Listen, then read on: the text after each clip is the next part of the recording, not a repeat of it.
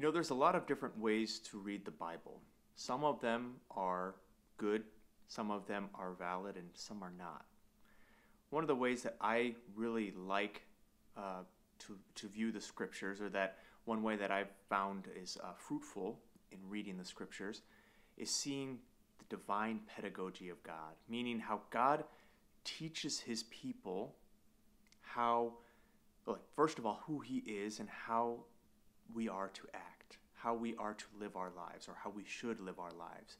So we see, like, in the Old Testament, God shows us a lot of, like, what not to do. So in the Old Testament, we have the Ten Commandments, which tell us, thou shalt not kill, thou shalt not commit adultery. There's a lot of things like, don't do these things. And it's hard for us to see it here because we're just so used to knowing this, but those maybe weren't things that people knew weren't okay, or at least on some level they were like, there's nothing telling me I can't do this, but now God has put that in place. But then in the New Testament, you have something like the Beatitudes, where Jesus says, "Blessed are the poor in spirit; blessed are those who are merciful," saying, okay, these are things to do, the happy are those people who do these things. So it's not just about refraining from the bad, but also how are we going to do the good? So we see how God's pedagogy continues. And what's beautiful about it is that the New Testament, or things that are later on in the salvation history, does not negate things from the beginning of it either.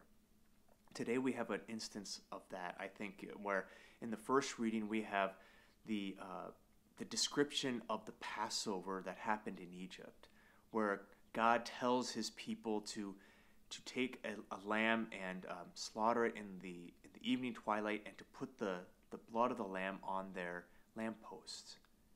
And then Jesus in the gospel talks about how he desires mercy, not sacrifice, or God desires mercy, not sacrifice.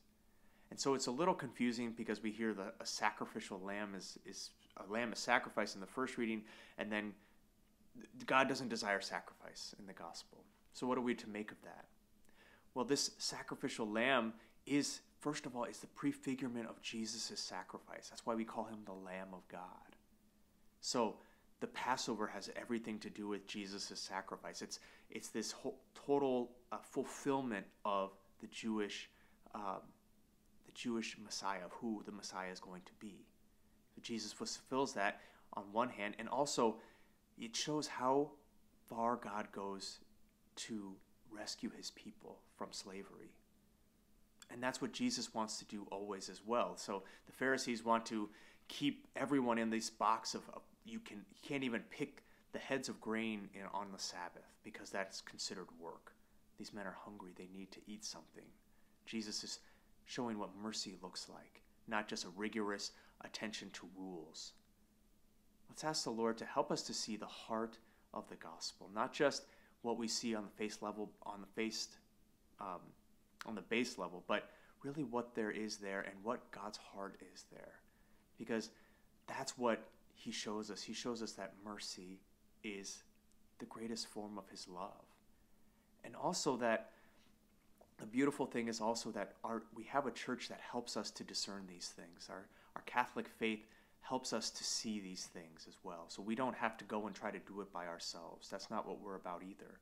We have the witness of the saints and the writings of so many different people who have reflected on these in faith, in prayer. So let's ask the Lord, as we continue to learn about God himself and how he reveals himself to us, that our hearts might grow in mercy, and that we might truly offer a merciful sacrifice of ourselves to the Father.